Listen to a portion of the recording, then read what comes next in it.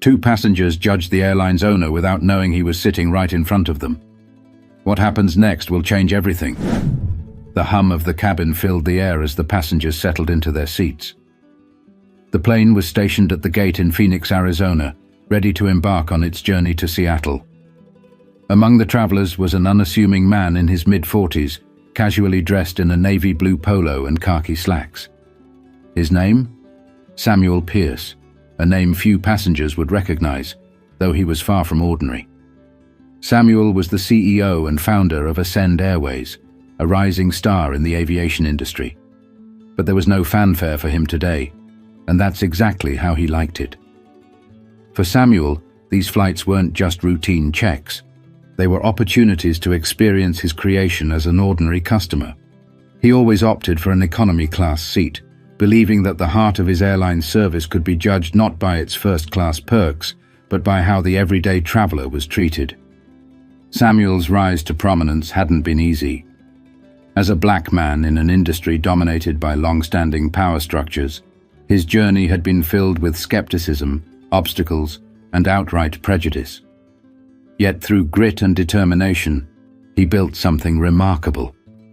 A company where customers could feel respected, regardless of who they were or where they came from.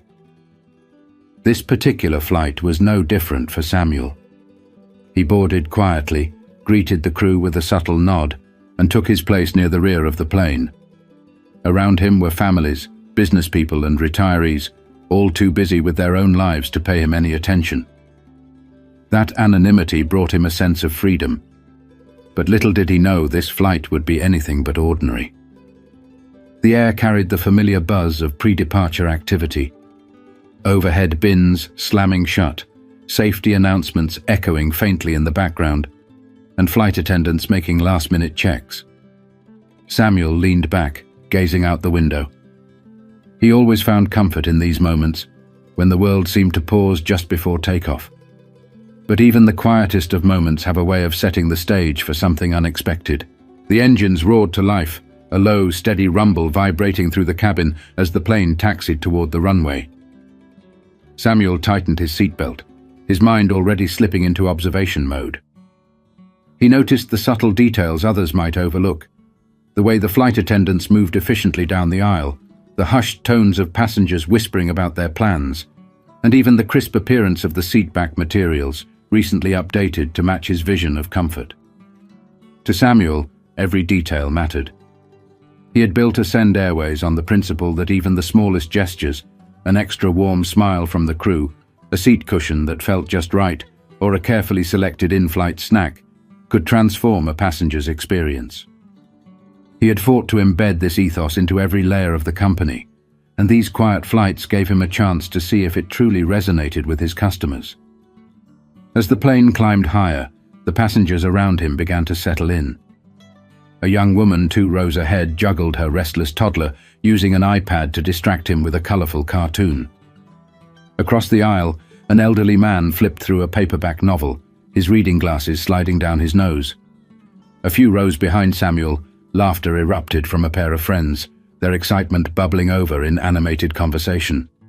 The air was light-hearted, filled with the diverse hum of human stories converging at 30,000 feet. It was exactly what Samuel loved most about flying. No matter where you came from, once you boarded, you became part of a shared experience, moving together toward a common destination. But it wasn't just the ambience Samuel noticed. He kept an ear tuned to the way the flight attendants interacted with passengers, their tone polite but firm as they enforced safety protocols. Every detail was filed away in his mind, a mental checklist of what was working and what could improve. Halfway through the flight, as the drink cart rattled its way down the aisle, Samuel leaned back and closed his eyes for a moment. His thoughts wandered to how far he'd come. From a young boy dreaming of planes in his grandmother's backyard in Birmingham, Alabama, to owning an airline with routes spanning coast to coast. It still felt surreal. Yet the journey hadn't been without its scars. He couldn't forget the countless doubters who questioned whether someone like him could lead such a business. Some had laughed outright at the idea.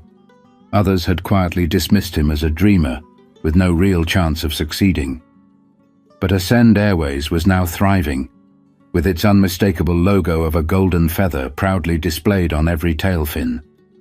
Samuel's quiet determination had proven them all wrong.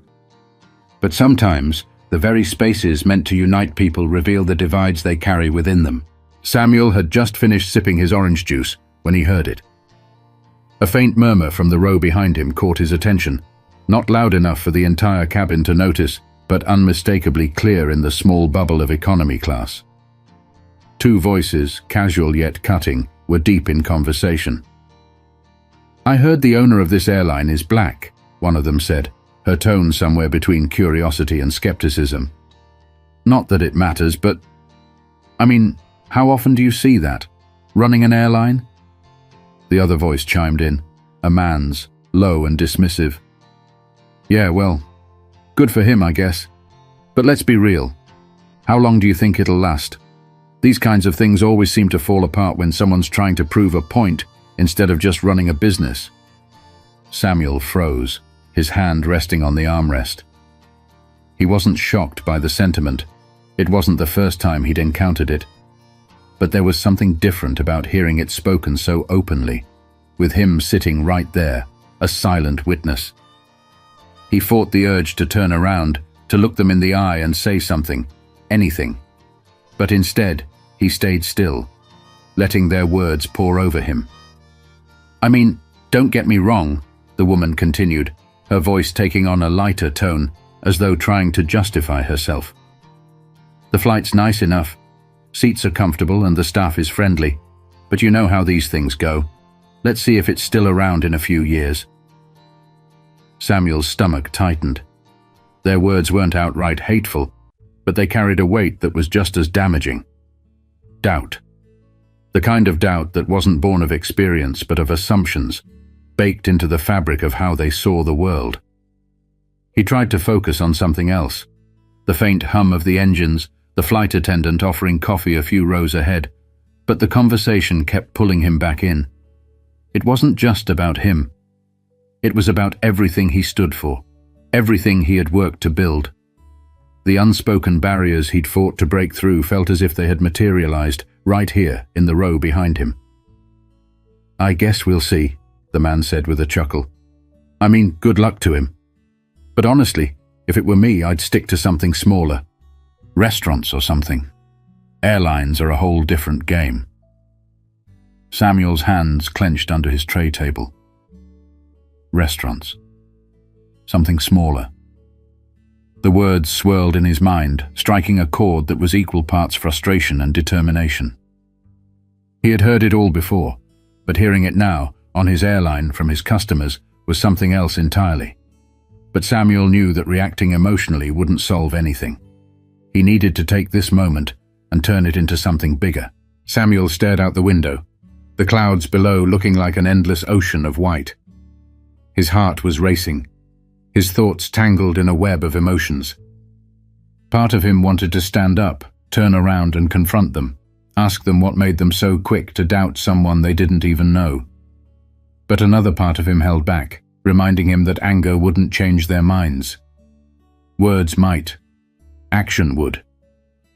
He took a deep breath, grounding himself. This wasn't the first time he'd encountered prejudice disguised as casual conversation. It had happened in boardrooms, in interviews, even in social settings where people assumed their opinions wouldn't reach his ears. But hearing it here, on a flight that represented his life's work, struck deeper than he expected. It wasn't just an attack on his abilities, it was a challenge to the very foundation of his vision. Samuel's mind raced as he replayed their words, dissecting the layers of ignorance within them. It wasn't the outright malice of hatred. It was the quieter, more insidious disbelief in what someone like him could achieve. It was a doubt that came wrapped in politeness, the kind that didn't scream but whispered, undermining everything he had built. What was the right thing to do here? Should he let it go? Let their words dissolve into the air as just another example of the uphill climb he'd faced his whole life? Or should he use this moment to make a statement? Not for his ego, but for everyone who had ever been underestimated, dismissed, or doubted. Samuel glanced around the cabin. The young mother was now reading a magazine as her toddler dozed on her shoulder. The elderly man across the aisle had set his book aside and was quietly sipping his tea. The two friends behind him had settled into a more subdued rhythm, flipping through a shared travel guide. Life went on around him, oblivious to the storm raging in his chest. He thought about his grandmother, who had always told him that people's doubts were never about him. They were about themselves. "Don't let their fears shape your reality, Samuel," she would say. "You decide who you are, not them." Those words had carried him through countless trials, and now they surfaced again, steadying him in the face of the quiet storm brewing in row 21. He reached for the call button but paused, his finger hovering above it. If he spoke now, he needed to make it count. It couldn't come from a place of anger or bitterness. It had to come from the same place that had driven him to build Ascend Airways in the first place, a place of hope, determination, and unshakable belief in the power of change. But the question lingered. How could he turn this moment into something meaningful? Something that would stay with them long after the plane touched down.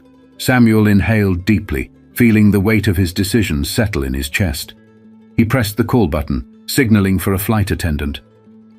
A young man named Luis approached, smiling politely. "Can I help you with something?" Luis asked. Samuel nodded. "Would it be possible for me to make a brief announcement over the intercom? I promise it won't take long." Luis hesitated, unsure. "Usually, that's reserved for the crew." Samuel pulled out a sleek black card from his pocket, the one he rarely showed anyone unless necessary. It bore the golden feather logo of Ascend Airways, along with his title, CEO and founder. Luis's eyes widened slightly as he processed what this meant. He nodded, quickly walking toward the front of the cabin to clear it with the captain. Moments later, the intercom crackled to life. Samuel stood, turning to face the cabin. His voice was steady, but carried the weight of his emotions. "Good afternoon, everyone. This is Samuel Pierce, founder of Ascend Airways. I don't usually make announcements like this, but today, I feel compelled to share something with you." The cabin grew silent, passengers pausing their conversations and activities. Even the two behind him quieted, their curiosity piqued. "When I started this airline, many people told me it wasn't possible. They said someone like me, someone who didn't come from privilege, someone who didn't fit the mold of what they thought success looked like, couldn't build something like this. But I didn't let those doubts stop me, and I'm proud to say Ascend Airways is here because of hard work, belief, and the support of people who dared to dream with me." Samuel paused, his eyes scanning the faces of the passengers. Some looked intrigued, others thoughtful. He continued, his tone softening but remaining firm. "Today, I overheard a conversation that reminded me why I started this journey in the first place. It wasn't just about creating an airline. It was about challenging the assumptions we sometimes carry without realizing it. Assumptions about who belongs, who can lead, and who can succeed. These assumptions aren't just words. They have power. They shape the way we see the world and each other." A few heads nodded in quiet agreement, the weight of his words settling in the air. "I want to leave you with this. Greatness doesn't have a single face, a single background, or a single story. It belongs to anyone willing to work for it, anyone who dares to believe they can rise above the doubts of others. So, as you go about your journey today, I hope you'll take a moment to reflect, not just on what you see, but on what you might not have seen before." The cabin was silent. Even the faint hum of the engines seemed muted against the gravity of his words. Samuel smiled gently. "Thank you for choosing Ascend Airways. We're honored to be a part of your journey." He handed the intercom back to Luis and took his seat, feeling a mix of nervousness and relief. But the silence that followed wasn't just a lack of noise. It was the sound of people thinking, processing, and perhaps beginning to see the world a little differently. As the plane began its descent, the atmosphere in the cabin felt different. Passengers who had previously been immersed in their own distractions were now exchanging glances, some whispering to their neighbors about the unexpected announcement. Samuel remained seated, calm and composed, though his heart still carried the weight of the moment. The two passengers behind him, the ones whose conversation had sparked his speech, were unusually quiet.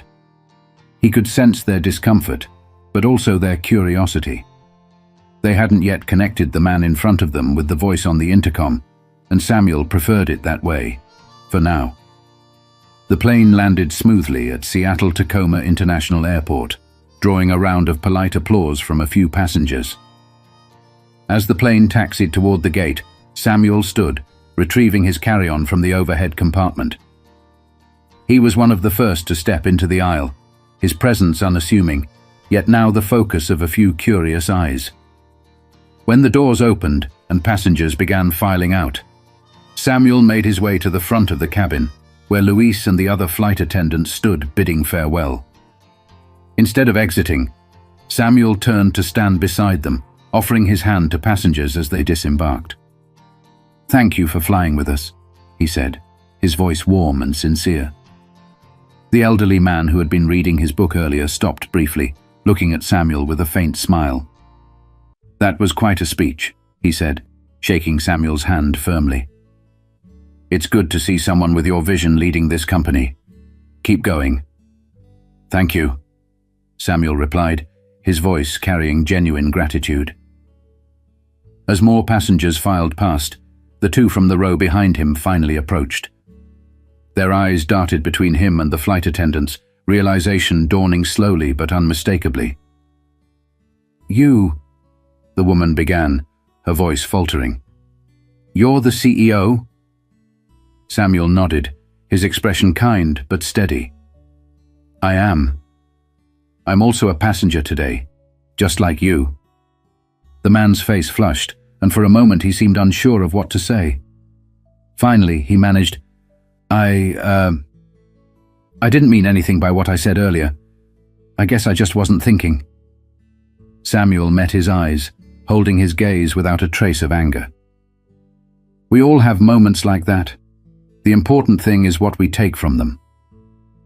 The woman nodded, her expression softening. "Your airline's amazing. I mean that. And your message, it really made me think." Samuel offered a small smile. "That's all I can ask." As they walked away, he could see the subtle shift in their body language, heads slightly lowered, steps slower, their expressions thoughtful.